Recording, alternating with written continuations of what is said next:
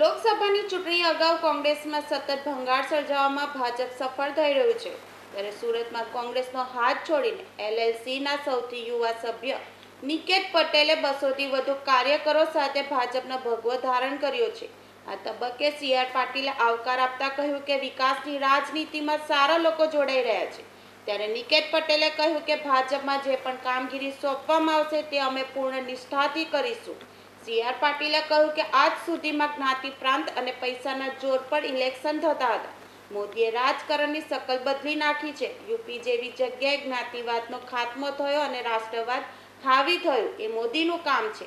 રામ મંદિર ત્યારબાદ 370 ખતમ. મેનિફેસ્ટોમાં બતાવેલા તમામ કામ ક્લિયર કર્યા છે. મહિલા, યુવા, કિસાન અને ગરીબ 4 સેક્ટર માટે મોદીએ કામ કર્યા છે. દેશમાં મહિલાનો અધિકાર, આર્થિક રીતે અશક્ત અને મહિલાને સુરક્ષિત કરવા તેમજ અત્યારે મહિલાઓને આર્મીમાં પણ ભરતી કરાઈ છે.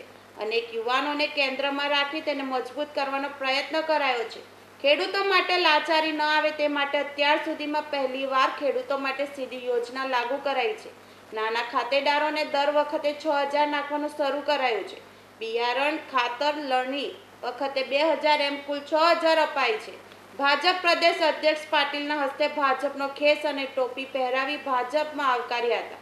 તમામ કાર્યકર્તાઓને સીઆર પાટીલ આવકાર્યા હતા. મારું નામ નિકેત પટેલ છે. હું માજી એઆઈસીસી સભ્ય, એનએસયુઆઈનો ઉપપ્રમુખ અને માજી શહેર મંત્રી, સુરત શહેર કોંગ્રેસ પક્ષ.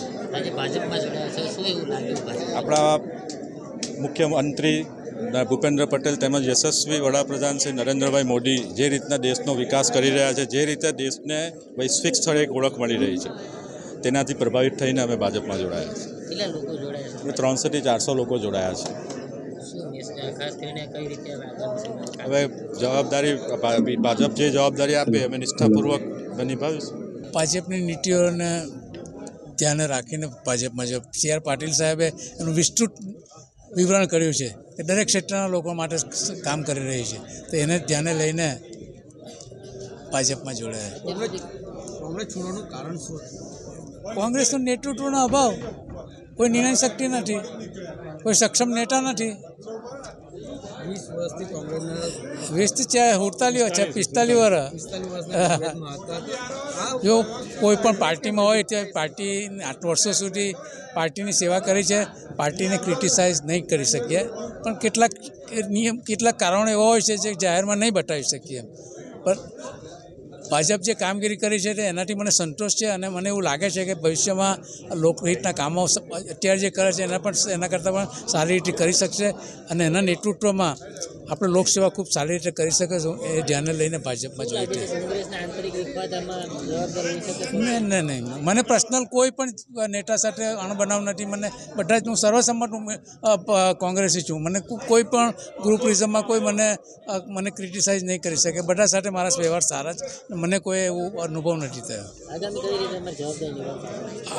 આગળ માન્ય શ્રી ગુજરાત પ્રદેશના પ્રમુખ શ્રી સીઆર પાટીલ સાહેબના નેતૃત્વની અંદર એ જે કંઈ જવાબદારીઓ મને ભાજપના વિકાસ માટે કે ભાજપના આગળ વધે એના માટેના જે કંઈ કામગીરી સોંપશે નિષ્ઠા, ખંતી અને પ્રમાણિકતાથી કરીશ.